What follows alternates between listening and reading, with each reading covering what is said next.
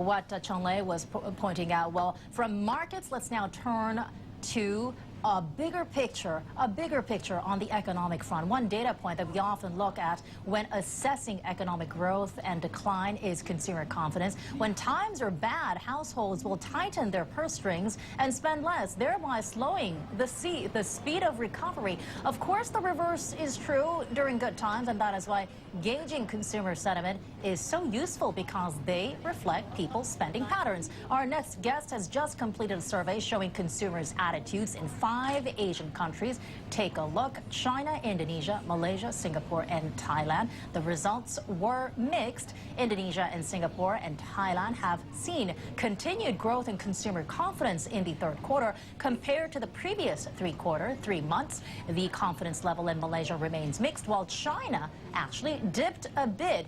Let's say hello to Sajan Koch. He is CEO of InsightAsia, joining us right here at our studios. Well, thank you so much for coming in today. Help us understand this consumer confidence index, how that'll help us gauge the level of growth in Asia, especially as we talk about how Asia needs to rely less on the export model and actually get their consumers to spend. Thank you. It's a pleasure to be with you here today. Consumer confidence index is a key indicator for economic growth. In the United States, for example, almost 2/3 of the economy is driven by consumer spending. And so therefore, in the US, the Federal Reserve often uses the consumer confidence index as a key indicator for setting the interest rates. Right, but in Asia it's slightly different in that, for instance, China per capita spending is only about 1/10 of that of the U.S. So absolutely right.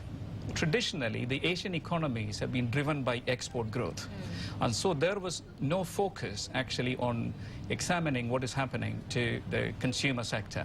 However, as we go forward, consumer spending and domestic growth driven by private consumer spending is going to be a very important aspect of the economy. Absolutely, and especially as we talk about a possible Chinese yuan appreciation, how much of an impact do you think that'll have on Chinese consumers to spend? Yesterday we had some data points actually showing a bump up in retail spending, with much of it coming from the rural sector. Do you think, based on your research, how much of it is really driven by government spending? It is actually, if you look at the consumer confidence index across the whole year, starting from January, the first quarter onwards, we will see that in China, the consumer confidence index in the beginning of the year, around Chinese New Year, was very low because there was unemployment problems, the issues with the economy, and also the GDP growth rate. However, the Chinese government acted very swiftly to put in these stimulus measures, and that what actually happened there is actually to stimulate the rural spending or public spending in the rural areas, generating jobs both in the rural areas and in the weaker sections of the economy.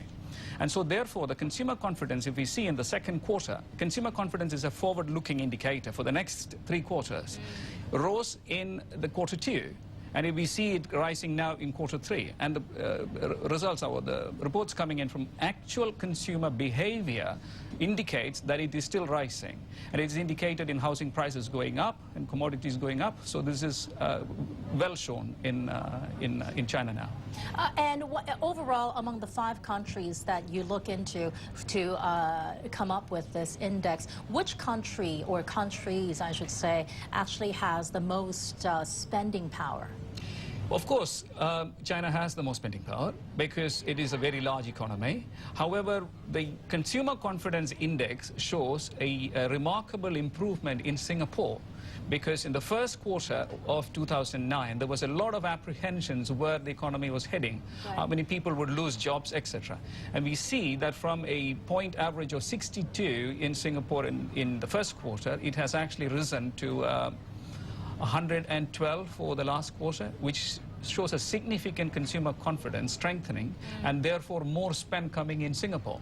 But definitely one must keep in mind that China is a much larger market. Right, we were just about running out of time, but will currency appreciation, that's the key topic in a lot of these emerging market economies, is that going to help consumers spend as well? Do you think that's... Yes, because the currency, when you have more, the currency appreciates, you have more amounts to spend, and so therefore of course it is going to actually boost the consumer spend in China, and it is actually being demonstrated as of now, as Right, things in are those happening. numbers, as Incidentally, there is also a recent announcement that the Chinese government may let it appreciate. I know, in, that's the talk today.